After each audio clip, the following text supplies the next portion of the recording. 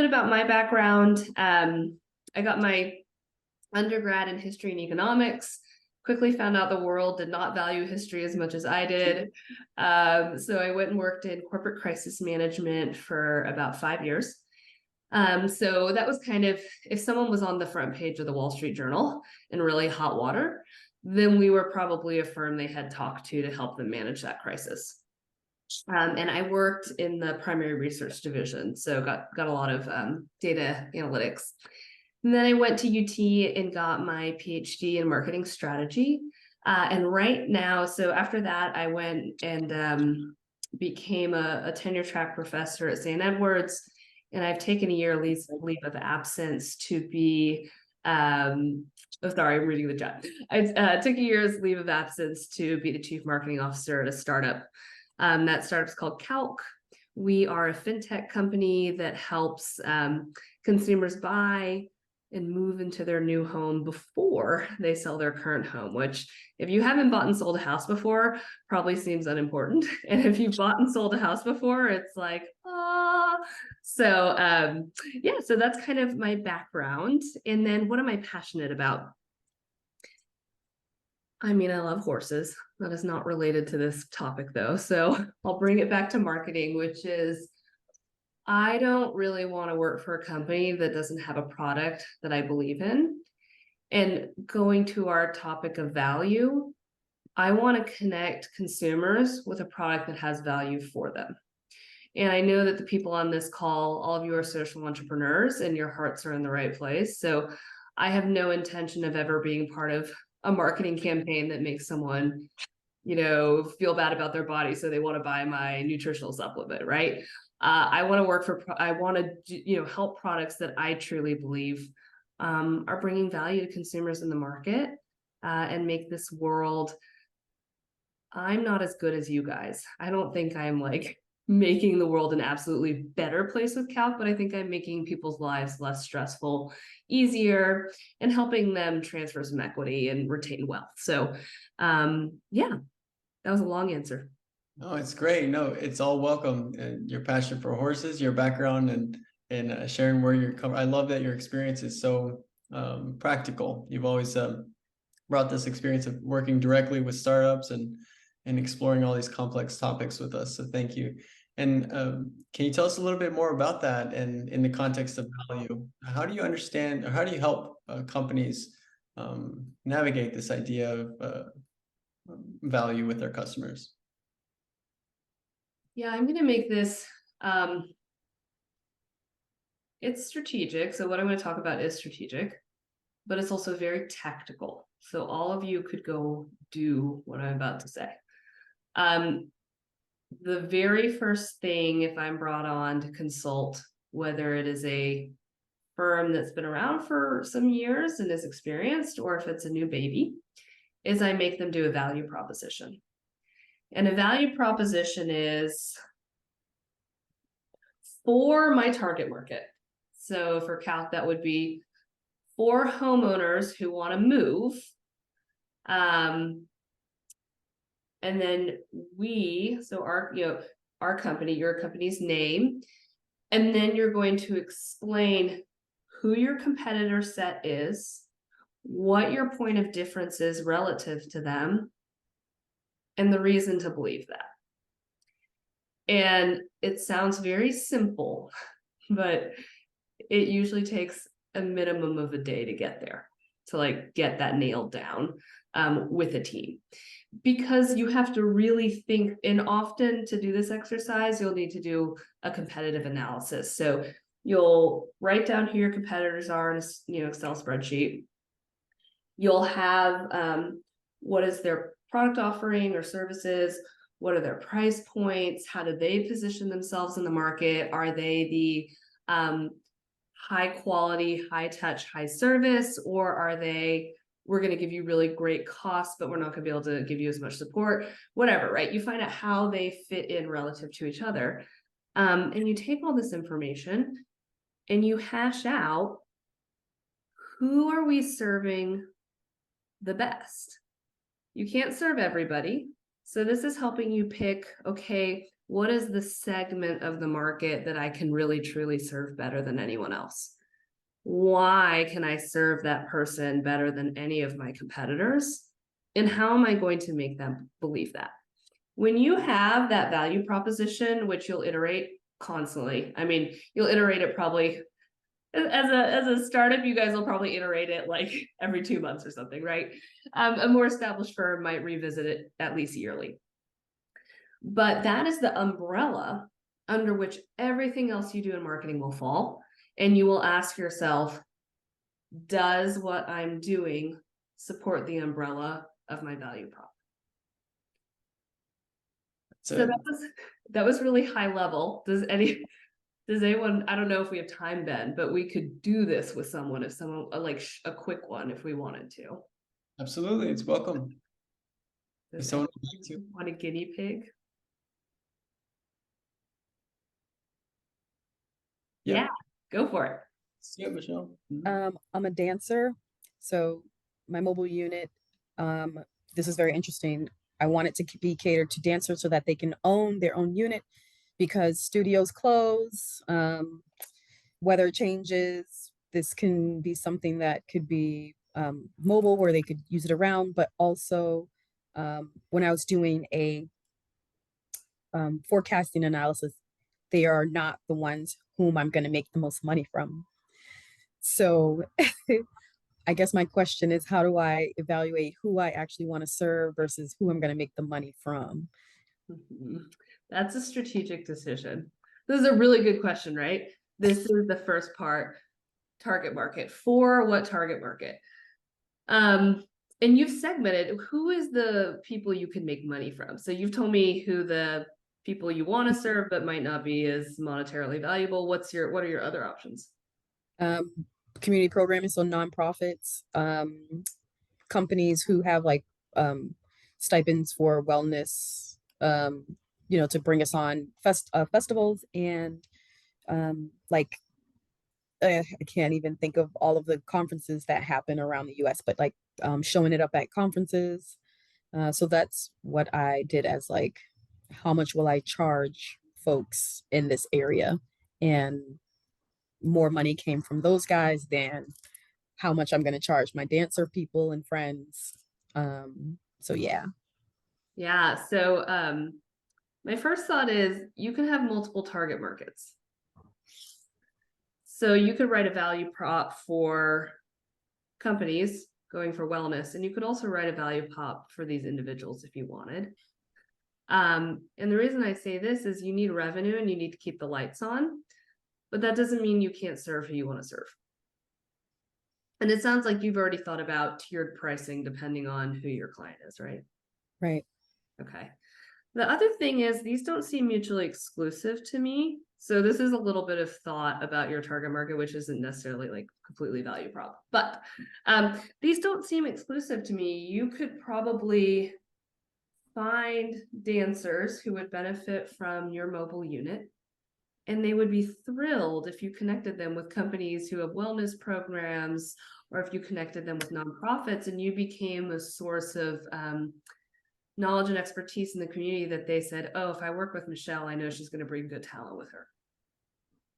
So that's just not even sort of related to the value prop. So let's pick one audience. Which one do you want to go with? Let's pick one target market to do a value prop.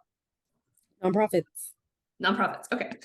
So we would say for nonprofits who what? Like this is clearly isn't all nonprofits because you're not going to do this for UNICEF, I think. So what kind of nonprofit? Mostly community based. So one nonprofit I worked with a lot in Boston was the DS4SI. So they're the Dorchester Neighborhood Initiative for Social Injustice. So things that deal with social injustice, things that are dealing with community land trusts, to bring an awareness to how we could better serve the community with resources, health, making money. Sustainability is about to be a thing, hence the solar powered component, how families and communities can use those things to their benefit. Yeah, so we all know that gentrification has been like happening, and there's money that is being thrown around for folks to build things in these urban communities. So I would love to work with nonprofits to kind of bring this unit out, do like a special where we're like, yo, there's money for this in the community. Okay, so this is actually, I'm hearing two different use cases. One, you have certain community clients or nonprofits who probably would want you regularly. Like you're going to show up for the youth every Thursday night. And then you've got events. So I might not necessarily break those into different segments, but this is how we're getting into like how this gets complicated. So, okay. So who are you competing against? Who's like your competition? Man, the competition that I had based out were people I actually work for. They're all brick and mortars. So there's not really a lot of mobile units of people doing this. I mean, yeah, great. So you made my job really easy. Usually right. finding the point of difference is hard. But okay, what entertainment travels? So part of your competition are dance studios, but also if I'm a nonprofit and I want to get people to my event, I'm going to think about you, but who else am I going to think about? Ooh, I need to think about that. Yeah. So this is interesting. So I hope you guys are starting to see when you start to do a value prop, it gets really messy really fast. So it sounds so simple, but the question, who is my competition? Does Michelle only want to position against dance studios? Well, if she's going after the nonprofits that want to bring her in weekly, probably that's a good fit because they're looking for a dance studio. But if she wants to compete against other organizations that would be event draws, then she's got to compare herself to musicians that bring in people, or magician acts, or puppeteer. I don't know. You know better than I do. That sounds very this is someone who doesn't clearly get out enough trying to make up what happens at events. But you start to think through, okay, who am I competing against relative to brick and mortar? Point of difference, done. I'm mobile. I come to you. I've got all the connections and really great talent, and I make it so freaking simple for you. Like that's a really simple, clear, straightforward point of difference. And the reason to believe is that I'm mobile and no one else is. Like, done, you're done. But the other one's a little harder, and you'll have to think about, well, relative to other mobile businesses, what do I bring that's unique? Maybe it's dance is really energizing and puppeteering is boring, and you have to like figure out how to position. But I don't want to take up too much time on this, Yes. but I hope Thank that, you so much. yes, I hope that this like little tiny delve into starting to do a value prop was helpful. Does anyone have questions? Like how to do this, how to get started? Can you give us your formula again, Chandra, for the value prop? Yeah, and if you Google this, by the way, on the internet, there'll be like 100 million websites. But it's we'll put it in chat. So it'll be 4. Oh, I disabled my keyboard so my cat wouldn't type in here. Okay. 4, and then enter your target market, right? So you think, for Michelle, it's for community nonprofits who are looking for weekly programming for their people, right? Okay. For target market, then your company, and I should probably like type, okay. For your target market, my company does X better than my competition, and you're gonna define your competition.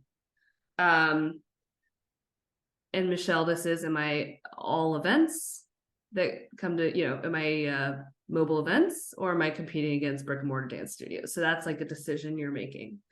For target market, my company does X better than my competition because point of difference. And usually you want to be succinct. I would say 2 sentences. Like, and that's part of the hard part. Like, getting this down to 2 sentences is what's hard and makes it, you have to get so clear and so tight. So you'll want to write a paragraph, and that's great because we all start there, so that's fine. But your job is to tighten it up. And then, because whatever my difference is, for Michelle, her difference is she's mobile and no one else is. And then reason to believe, this one could be a 3rd sentence. Reason to believe is the facts or the support that allows someone to believe that what you're saying is true. So if you're the Mayo Clinic and you say, I am the best cancer research institute, or actually it's MD Anderson. I'm the best cancer research institute in America. Why? Because we have the most #1 leading cancer specialists at our hospital, right? That's like one reason to believe. Or we have the best patient outcomes, or whatever it is that you're going to use to convince someone to believe you are what you say you are. Thank you, Chandra. Thank you for giving us that the template there. Shaylee, you got your hand up. Thank you for joining us. Yeah, I have a question. Does this apply to a service providing brand and a brand that has a product alone? Like, is this applicable for both cases, or are those approaches different? Nope. Same for each. Okay. And if you have multiple products, you're probably going to write multiple value props. It's almost impossible to write a value prop for, like, GE could not write a value prop for GE. They're going to have to write it for their MRR machine and their light bulbs, like you do it for each individual product that you have or service. Thank you, Shaylee. And Chandra, before we jump into a little bit of journaling time so they can maybe try to craft their own value proposition, how would you think about when you're conducting customer interviews and doing initial reach out, maybe sending emails to connect with people and trying to gauge if people are finding what you're doing valuable, if they're responding to your value proposition? Great question. These two inform each other, right? You're just starting, so you'll start with what you think your value prop is. When I talk to customers and do interviews, I view it as an upside down pyramid. So I start with the most general, most open, most broad question that I can ask. And I do not get specific on,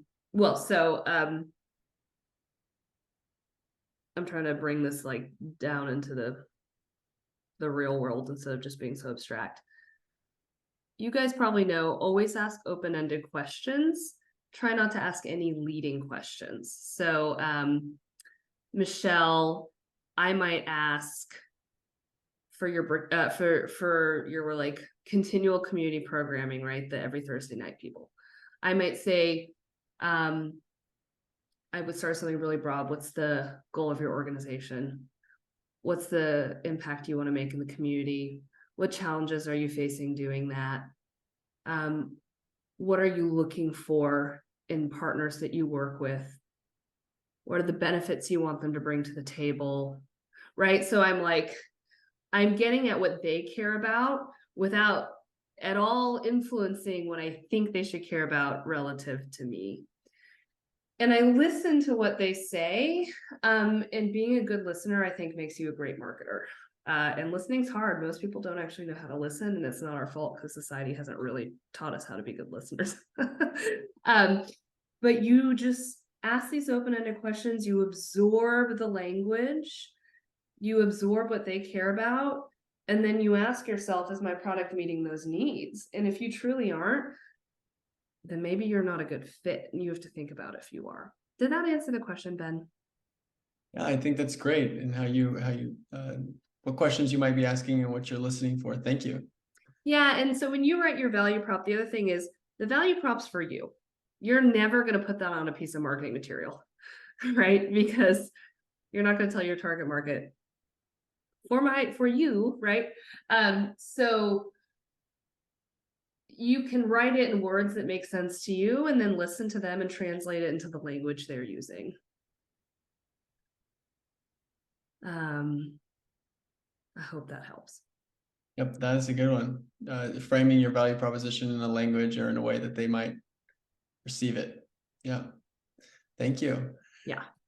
Let's see what we come up with, y'all. And if y'all want to take a second to journal about our conversation with Chandra and the questions that came up, you can even try to write your own value proposition with the template she gave us.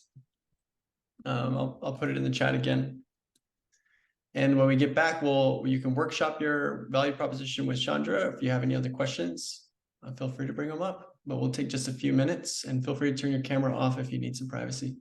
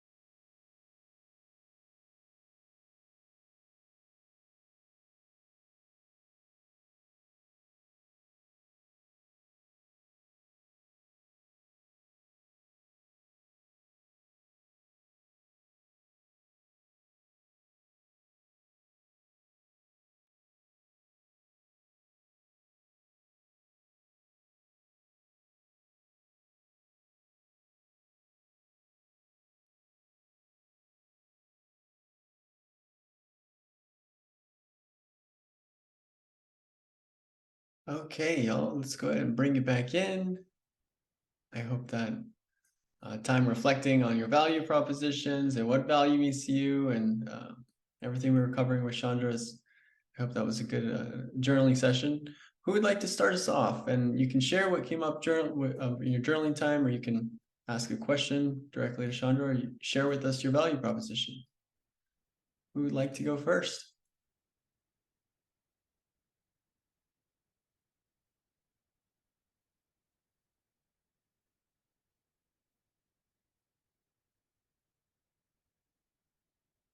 Anybody? Anybody? I know value proposition can be tricky to write, but it's okay.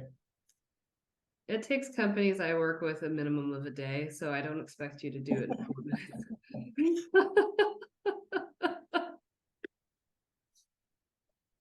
I can go, and Yeah. please ignore the sounds. We have our shop tools going in the background, so apologies for that. Can I just put my sentence in the chat? Sure. Yeah. That's Sure. fine. And this is it's kind of long for 2 sentences, but yeah, I put it out there. And my product is a sketchbook that I've made or that I'm going to make of about 30 to 40 sketches that I made while I was on my trip to India this past summer. And it is of different people, different sites, like trucks, like if I'm on a road trip, trucks or the back of the trucks that I'm seeing, and my family members. So I have one of my grandmother standing in a sari, like in a traditional outfit. So specific things from day-to-day lives. And so that's the sketchbook. Cool. Okay. That's good background. Yeah. Well, you've got a really tight target market, so. Yeah.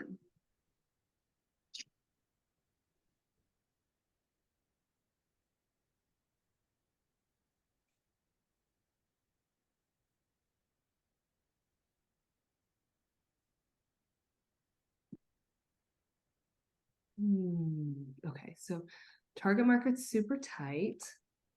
So this was just the first target market that Ben and I kind of came up with. There might be more, but this is the one that we're working on so far. Yeah, good. Yeah. You'll probably wordsmith how you talk about them, right? Because what I'm sensing is these are people who are yearning for home. But Yeah. I think like that's super solid to start. I would throw my company's name in there. Okay. Here's how you can shorten it up. Something like, I can help people feel like they're connecting to home, or better wording than this. Wording is not, copy's not my thing. Mm-hmm. But connecting to home, connecting with their roots, feeding that need for home, right? So I can do that better than most other art. I might throw this a little wider than just sketchbooks.